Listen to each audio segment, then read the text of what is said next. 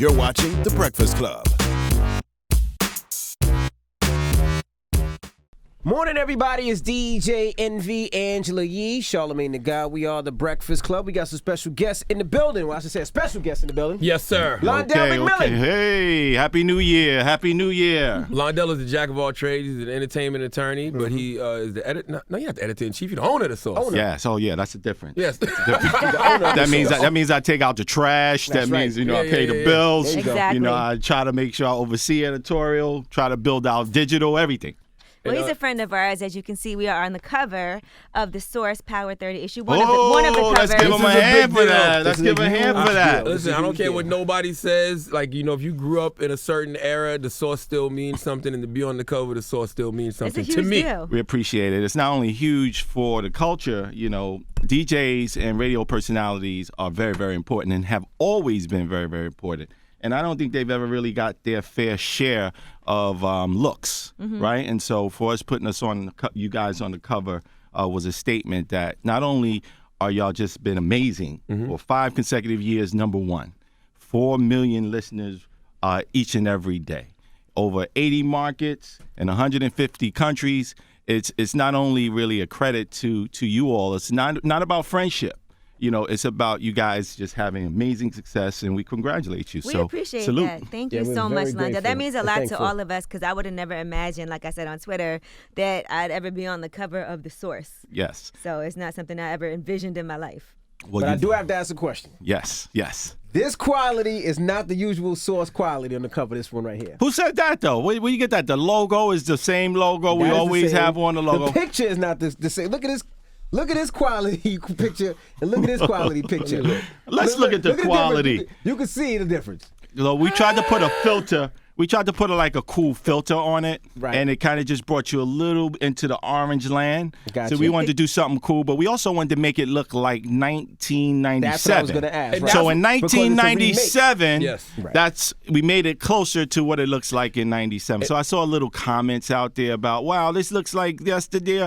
That was the intent. All you idiots. No, seriously, let's talk about that for a second. But there was so many people on social media saying this looks like a 1990s throwback cover. That It was says the right intention. there. At the top. Special edition throwback cover. We redid the firm Source cover from 1997. Yes, Come on, 1997. man. I That's put a right. part in my head for a reason. That's why there's a part in my head. I tried to Yes. match AZ's part. Yes. We yes. can't that be this wasn't stupid, normally can we? there. Yeah, it was not normally there. Can let we me- be this stupid as a people? Well, let me tell you Seriously. something. As a people and otherwise, success brings critique. That's a fact. It's a beautiful thing. It comes from low levels. It comes from even the most high levels. Yes. Success brings critique. It's all part of the game. Malcolm X said, if you don't have no critics, you likely have no success. There you go. Yes. He was a wise man, wasn't he? Very. Very wise man. Now, Londell, I know the last couple of weeks have been tough for you as well because seeing some of your colleagues that you came up with as entertainment attorneys, there were 2 funerals within a day of each other. Right. Yeah. Ed Woods. Woods and Reggie Osei. Yeah, shout out to Ed Woods and Reginald Osei, a.k.a. Combat Jack. Yes, yeah. That's a crazy situation. Well, it was very personal to me. I met Reggie in 1983. He was the first person I saw going to Cornell University. I'm from Bed-Stuy. I grew up right in Tompkins and Marcy area. And I'm going up to this so-called Ivy League school, and I'm thinking, I'm not going to fit in. Mm-hmm. I'm not going to feel comfortable about this. One of the reasons why I never even pledged a fraternity because I thought that the people that were my brothers were the ones who was in the penitentiary or the ones who never had a chance to go to college. And then I saw Reginald walking down Robert Purcell Hall, and, he had his bomber on. I had my sheepskin coat and hat on, and he had his bomber on and a hat, and he's walking down, with his swag, and we immediately became friends. And when he wanted to transition into media, I brought him into the Source. And, made him my managing editor. He didn't even have experience doing that. I remember that. And it was a wild ride. Wound up, as it has it, I had to push him out because Reg was really also doing his radio stuff, and he was really good at that. And it's kind of like Andre Arell and Puff. When someone is really good at what they're doing and they have a passion, and you see they have their passion, you got to really challenge them to be their greater self. And boy, did he go and become a great man. Absolutely. And the things that he built. And, I saw him at Afro Punk most recently, and he was like, Londell, I'm doing it, right? I'm doing it. I said, Reg, you are doing it. So that was tough. Ed Woods was tough. Another lawyer. We were all out there in the game, trying to come up, trying to be black lawyers in this predominantly white legal system that represent our talent. There was a strong surge of black attorneys back then. I mean, this is when I had my first deal. You talk about, Matt Middleton and you and Ed and Jill, and it just seemed like they came out the blue. It was like it was cool to be an attorney back then. Well, it's interesting. It was, truth be told, Reg and Ed came out the box earlier than most of us, and they came through a woman named Louise West. I wasn't in that mix, right? I went to corporate route. I was a business lawyer. I went to law school wanting to be a civil rights lawyer. Right. Then I met Reginald Lewis, and he said, go into business. Business is the civil rights of your generation. So I became a corporate business lawyer. And then I started litigating in court, and I saw these cats doing their thing. And I said, what are y'all doing? And I knew it was something that I was going to ultimately segue in. Now, Matt was a prosecutor. He was a criminal prosecutor working at the district attorney's office. I gave Matt his first client. I gave Matt DMX because I represented DMX, the Rough Riders, the Locks. I represented all of them. I got a criminal for you. Yeah, Matt. No, he wanted to get into the business. All right, I gave him his first major client, and he and Ed, they were like best friends in law school, but he didn't have any major clients. And it was a surge, and so I owed hip-hop a great deal. And I owed a lot of the sisters in the game. I started representing a lot of black women early on. That's why I'm wearing black again, for the We Wear Black movement, because I've always been representing sisters, and hip-hop. And that's how I've been able to really rise through the ranks. And it's been an amazing ride. Now, when you heard about Combat Jack and Ed Woods, did you think about your own mortality at all? Very much. Yeah. Couldn't help it, and then, looking at my daughter, my baby girl, saying, wow, I have to be here, not only because, we all have to be there for our families, we all have children, but, she's counting on me to deliver for her, and my family's counting on us. And the stress that a lot of times people are under. And we go so hard, sometimes we don't take care of ourselves. Fact. And we don't go get those checks, right? And we think we're going to be here because we always make it. But this is one thing I want to say, even about the hip-hop culture. You cannot hustle health. Right. You cannot hustle health. You have to take care of that personal business. So it's very, very important. So if you look in this issue, you're going to see two major articles on health. One on mental health as well as one on physical health with your diet and how you're supposed to eat. And this was prior to their passing away. So everything is in alignment, So please, beloveds, make sure you take care of that health. And if you feel like something's off, you definitely need to get that checked out. That's another thing. Sometimes people will let it ride like, well, it's not that bad, and they wait until it's just too late. Well, waiting is a problem, and I've actually personally been a victim of it. I mean, I can articulate it, but I should do better. Period. I should do better. I should also take time to relax. And I saw you earlier. And even when the issue came out, you were on your vacation. Yes, sir. It's a beautiful thing. You take 2 vacations. 2 family vacations a year, man. You got to do it just to unplug and unwind from everything. Yeah, Like I want to come back clueless. Clueless. Like, what happened? Right. Who did what? Well, it was the issue of vacations and health and Reg. I said, wait a minute, I have to think about it. 'Cause anybody knows me, know that I just go hard. Anybody that really knows me, they're really concerned about me because I really push it. No one pushed this game the way I push this game other than Puff, and he pushes it differently, right?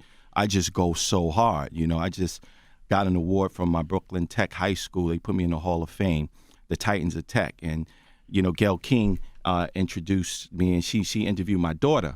And she said, she asked my daughter, if there's one thing you would want, your dad to do, what is it? She said, I would want him just to slow down a little bit and to take more vacations and relax. Listen to the kids, bro. That's right. Yeah. So Now, what's the significance of the covers, man? Because this is Dr. Dre and Jimmy Iovine, billionaires, and you got these guys barely making it. Future billionaires. Barely making Future it. billionaires. Just scrapping pennies together. Like, why are these two on the cover? Well, one made $1 billion, the other made billions of views. Okay. True. It's the $1 billion cover. We'll take it. No. But the significance is power in all respects, right?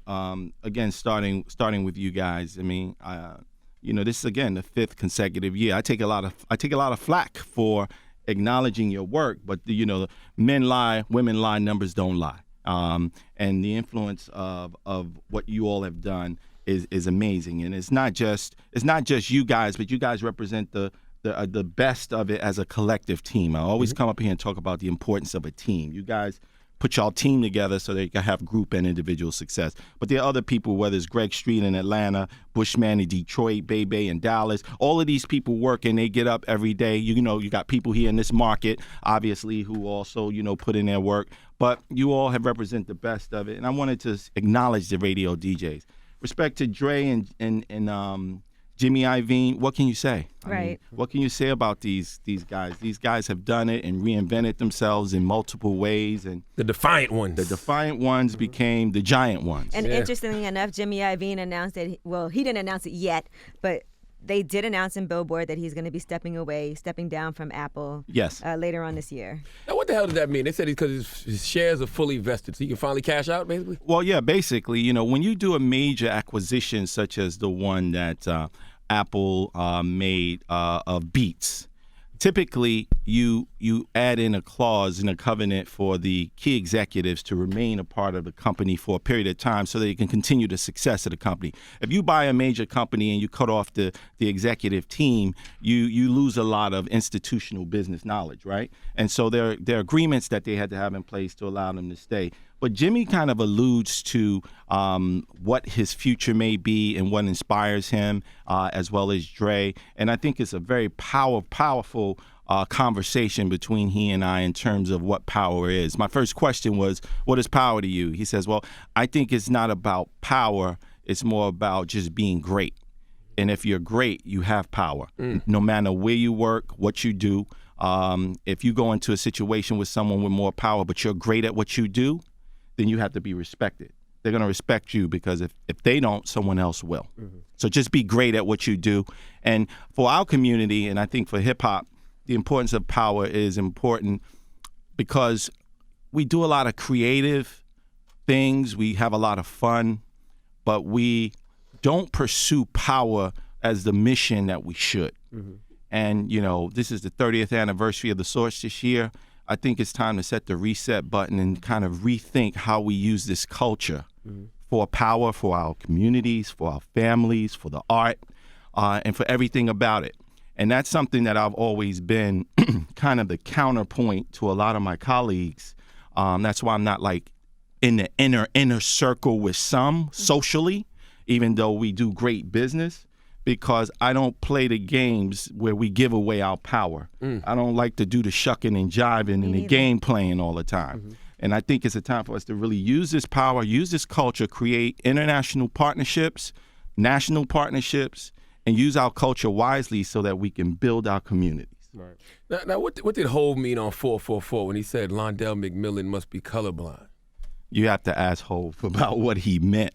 I would only be speculating on what would make a wise man who's an incredible artist who's known me probably 35, 40 years. We grew up in a similar neighborhood. What he would make something about being colorblind would mean when I've been like an activist and a community organizer and a civil rights, human rights leader and advocate and champion for artists in this culture longer than anybody I know. Will you handle Prince's estate? Yeah, I think Hov was upset over, I guess, the handling of Prince's estate, because the line after that was the guy had slave written on his face. Do you think he wanted his masters with his masters? Well, again, you have to ask Hov because I was the guy who got slave off his face. Prince hired me to get him out of the contract with Warner Brothers. And he called me the emancipator. And I asked Prince when I first met him, how do we get that slave off your face? Prince said, you get me free, I'll take slave off my face. By the way, he never used to look at people directly in the eye. He didn't know well. And then he looked me in the eye and said, you get me free, I'll take slave off my face. So then I said to my brother, because I'm 26 years old, I have nothing to lose from the streets. I said, freedom's not free. You think Harriet Tubman and Sojourner Truth, Frederick Douglass just woke up one day and said they weren't free? We're going to have to fight for freedom. He says, I'm ready to fight. We went and we were successful. I went from his lawyer to his manager to his partner. You know, the facts are clear. We had a historic relationship. The legacy is just unprecedented. Mm-hmm. The things we achieved, everyone who knows the business acknowledges. So you have to ask him about that. You know, again, he's making an album. It's clever lyrics, but factually, it didn't have the merit. But, you know, again, I knew that brother for a long time, and I've refrained from being critical of him for a long time. Y'all from the same hood, projects, right? Yeah. Well, he's from Marcy. I'm Tompkins next door. Sumner's right behind it. We're all back to back. Same junior high school. And you know, I'm so happy for his success. Mm-hmm. So, you know, they got this thing called family feud. When the family feuds, nobody wins. Right. In many respects, we have to see ourselves as a family, mm-hmm. particularly when you know each other. You know, he's got children. I mean, he even came to my daughter's baby shower back in the day. We know each other. We're not best of friends by any stretch. But when the family feuds, nobody wins. For me, taking shots at Jay back would have been something that would have just continued to rumble. And I think we got to show conflict resolution better than that, you know? Have y'all spoke since then? Like, did y'all speak at all? Like, because, I mean, he even said that, you know, that he was upset because y'all sold tickets to walk through Prince's house. Did you have anything to do with that? Well, yeah, I actually advised. First of all, I wasn't the lawyer. I was the business manager of the estate at that time, okay? I now manage half of the heirs of the estate. But anyone that knew Prince really knew that Prince left instructions to leave Paisley Park as a museum. He left instructions to at least 20, 30 people. So that was a fact. I mean, in fact, he started writing out the plans for that. So everything was what he explicitly said he wanted done. With respect to Paisley Park. Mm-hmm. Right. Regrettably, he didn't leave a will because that way it would have ended a lot of conversations. You know, again, you got to ask Jay what he meant and ask the people who probably advised Jay. You know, I believe Jay probably was getting misinformation and information because, you know, Jay usually doesn't get pressed by things like that. From what I've seen in my dealings with him, he's usually a very cool guy. And, you know, again, I wanted to keep any beefs directly, but if he wants to talk about it privately or publicly, you want to come up here and talk about it, we can have that conversation. Was it state suing title at one time? Yeah. Now, why was that? Because we all seen Prince with Hove, and I thought he wanted his music through title, and then when he passed, it was suing him. It's my understanding, and I haven't seen all the agreements, my understanding that Prince made a deal with him, a deal for a couple of albums. But not for his whole entire catalog. But not for the whole entire catalog, to my knowledge, but that was the estate. You got to ask the state lawyers and his lawyers. I think perhaps what happened is some suggested that because there was a lawsuit, that my hands and fingerprints were all on that. Mm-hmm. But again, you have to ask him. But I can just tell you this: if anybody leaves their family in a state, you should want somebody like me making sure that we are protecting it and monetizing it so your family doesn't lose it. Right? If you don't create, we created almost $100 million. The same kid who went to junior high school with him created almost $100 million in less than 9 months, so that the IRS don't back up a big yellow truck to the purple building and take his assets. You know, who does that? You know, so when people talk about seeing green in the purple eyes, me being able to generate revenue and make money, that's a great thing. Because typically when I came into the business, they said you had to go to the white lawyers in order to make money and get deals. Mm-hmm. So when I make money for my clients, that should be celebrated. That shouldn't be, you know, ridiculed. Mm. Have you ever been disenchanted with being a lawyer? Because I've heard a lot of entertainment attorneys, especially, you know, Reggie would say it too, Combat Jack. He just didn't have the love for it anymore. I always love being an advocate for my people. Mm-hmm. My people, my clients, my people are people of color, my people are women, my people are even white people who actually hire me and entrust in me. I love bringing value to people, and I'm actually a real legal eagle. I have started to do much less of it lately because I'm starting to focus more on my private equity and starting wanting to build culture. And quite frankly, I've gotten disenchanted with the representation of today's current artists because unlike the people I've represented, like Stevie Wonder, Prince, Michael Jackson, Aretha Franklin, Humble Shaka bragging, Khan. humble bragging. You know, where do you go from that? You know, Kanye West, Scarface, you know, Nas, LL Cool J. I mean, where do you go from that? So, you know, if we're telling the real story, by the way, and so many women wearing black before it was popular to say Me Too, they said, call Londell. And I would run up in the building and get the, you know, with the 4 pound, with the pen 4 pound, and come out with the bag and the settlement. What are your thoughts about Russell Simmons? Because I'm sure you know him. I love Russell Simmons. And you know, everything that's happening with him, having to step away from his businesses.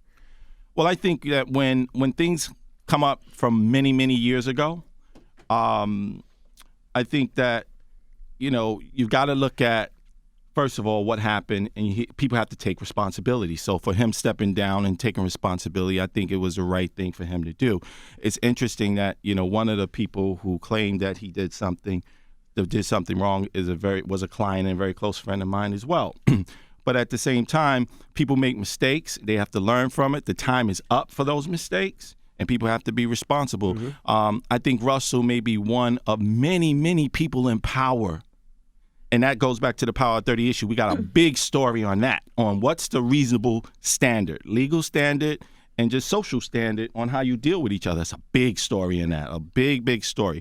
How do you deal with it, though? Because, I mean, legally, there's nothing Russell can do to prove he didn't do it. He says he didn't do anything. And in the court of public opinion, there's nothing he can do to prove he didn't do it either.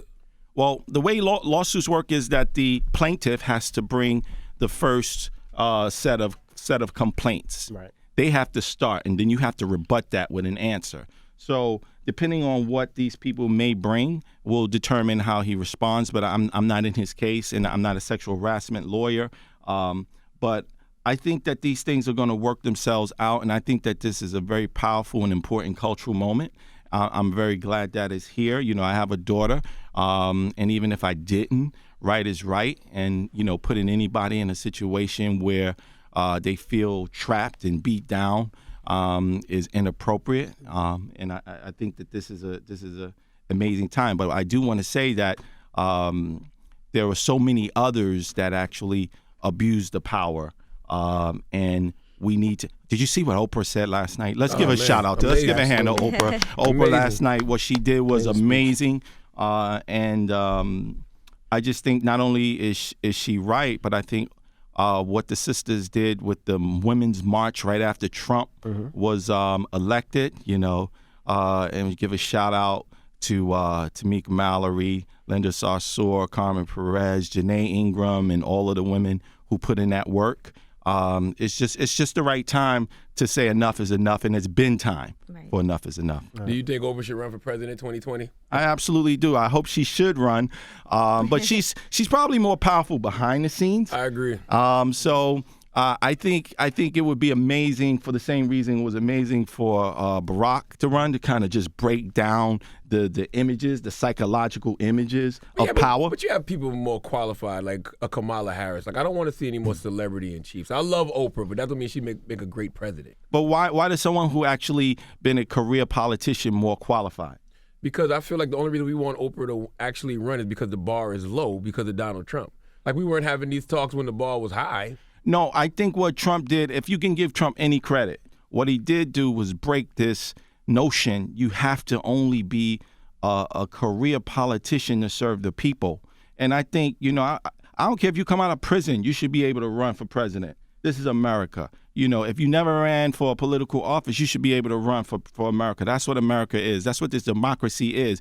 And I would like to see less politicians running for office that are qualified. It just happened that this president is a delusional and maybe psychologically unfit. All right. So, but imagine if he was actually not so unqualified. But if we do that, then we got to do that across the board for everything. That means unqualified pilots for planes, unqualified coaches for professional franchises. Well, I think for a plan, you have to have some technical ability. But not for be the president of the United States of America. You don't need to know policy or anything like that. You need to be able to know policy and work with people and respect people who know policy in their lane. The problem with this guy, he doesn't know and he doesn't respect anybody that just doesn't flatter him. And you have to surround yourself with people that are great at their positions too, that can help you out with what you're doing too. Yeah, you're the chief manager of the United States of America. That's the most important thing. And I think she would be, you know why I think she would be great? Whether she runs or not, because she listens well. She listens well and she cares about others. And I think that a great listener is the best teacher. You can't really have sympathy and empathy when you're a president, though. No, you can listen and understand, though. Because you still got to order drone strikes. You wouldn't vote for her? Yes, yeah, I probably would. Yeah.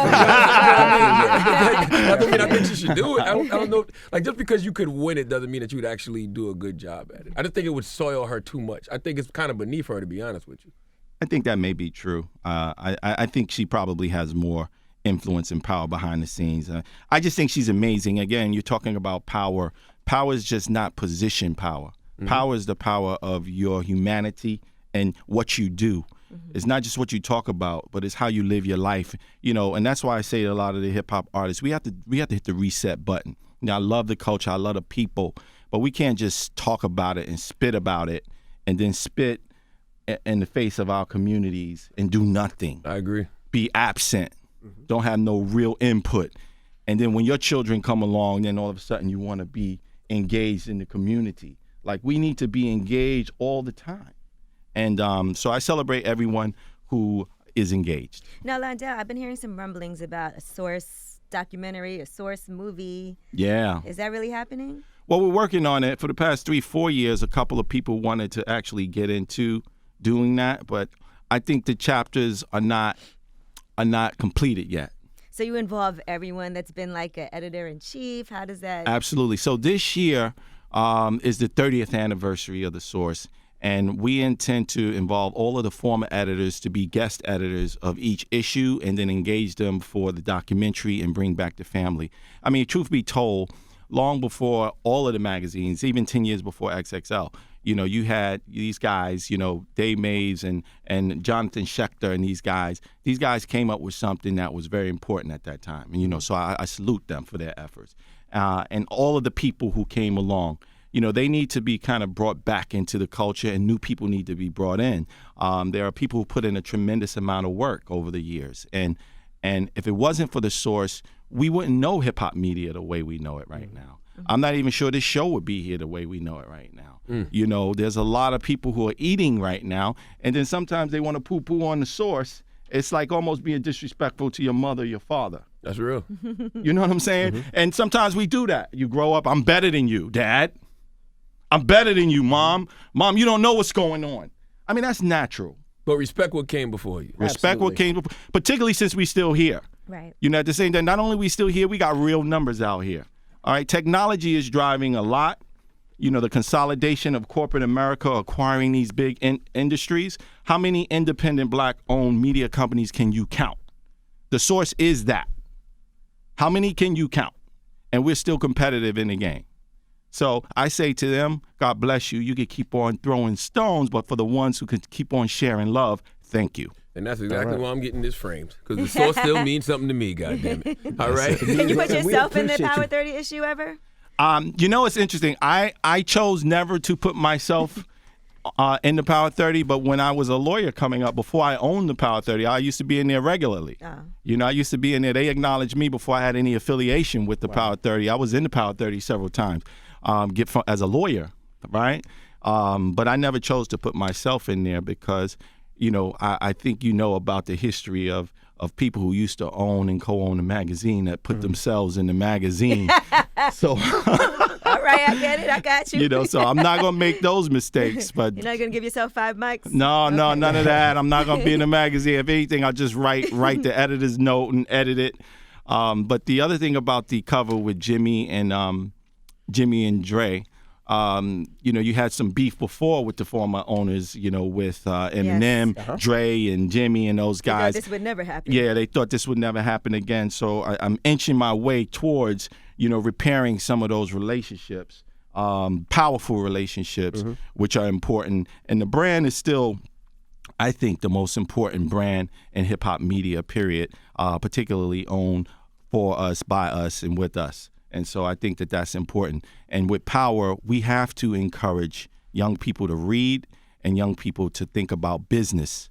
And so the fact that this business is still going on and still owned by us is amazing. The fact that Essence Magazine was just reacquired and now is in the hands of people of color and black people is very, very important. And why is that important? It's important because we all deserve to be a part of this business democracy. It's all part of inspiring young people to own and to grow their businesses. So people can go work for everywhere they want and get a check. God bless you. Get that check. But do not underestimate the importance of us having our own institutions. Damn right. All right. Well, Thank you, Londell. Us. Thank you to everybody at the thank Source. you. Thank you for everybody for supporting us. We definitely appreciate that. Oh, you and got pick it. up the Source right now. It's on your newsstands. And thank you again for joining us. And so as a celebration, I brought not only a box of magazines, but I brought y'all some hoodies while we wear black hoodies. Okay. Like, can you share the hoodies on the Power 30? This is Okay. yours, Charlamagne. Oh, they custom? Oh, they got our names Yes, on they're them? custom. Get out of here. Come on. I like that. Make I sure like we that. see that. Turn that around. right. Turn like that around, that. Envy. You can see it right here. Oh, I'm going to be wearing this. Turn You it see around, that? Envy. Okay. I Okay. like They that. got the names. Right. Okay.